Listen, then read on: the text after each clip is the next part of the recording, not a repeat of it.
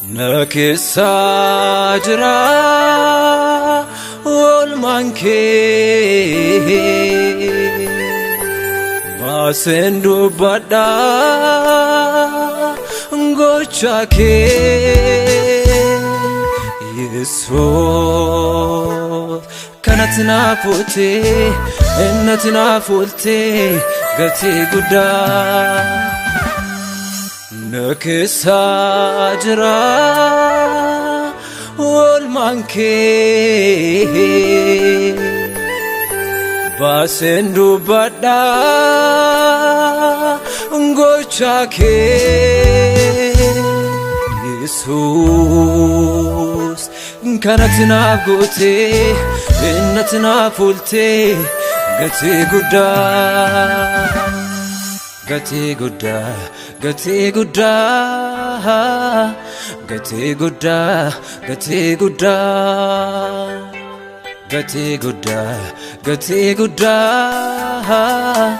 gatii guddaa gatii guddaa Iyyaafannoo waa'ee koof gootee du'ana oolchitee anaan nama baduuf ture daftee naa dhuftee Seenaa kufaa ol kaastee dukkana koo ibsitee akkasumaan na jaalattee anaaf jecha naaf dhiigdee Iyyaafannoo waa'ee koof gootee du'ana oolchitee anaan nama baduuf ture daftee naa dhuftee Seenaa kufaa ol kaastee dukkana koo ibsitee akkasumaan na jaalattee anaaf jecha naaf dhiigdee Naan argee gaarummaa kee naan argee jaalala kee Naan argee gaarummaa kee naan argee jaalala kee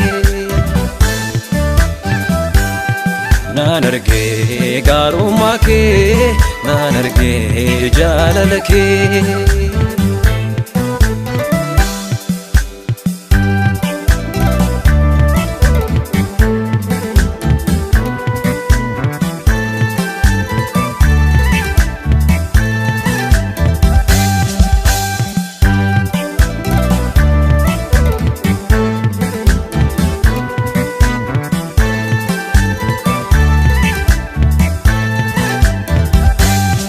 Yesuusitti kan amanuu jireenya qaba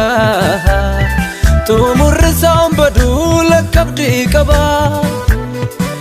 boonee jiraata sodaatamee qaba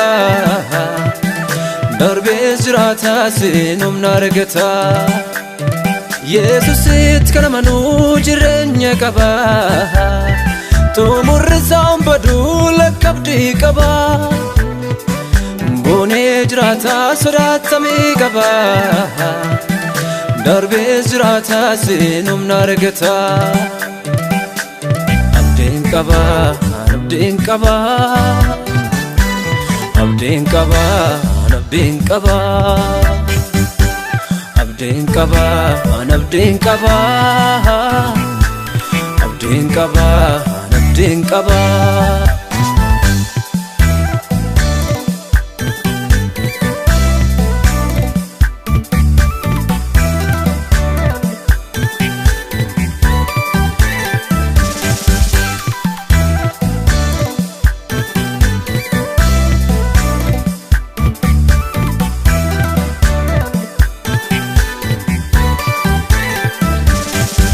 Otootiin aanufneeme seelaan jiru seenaan koo yaadatame Naaf dhiphattee gaadii buutee tolbaatee Qaraaniyyoo irratti dhimma koo raawwattee goolabame Otootiin aanufneeme Seelaan jiru seenaan koo yaadatame Naaf dhiphattee gaadii buutee tolbaatee Qaraaniyyoo irratti dhimma koo raawwattee golabame Enirran fanne jalan banne Nayyadadha ulmake indaganne Enirran fanne jalan banne Nayyadadha ulmake indaganne Enirran fanne jalan banne Nayyadadha ulmake indaganne Abdin qaba abdin qaba Abdin qaba abdin qaba Abdin qaba abdin qaba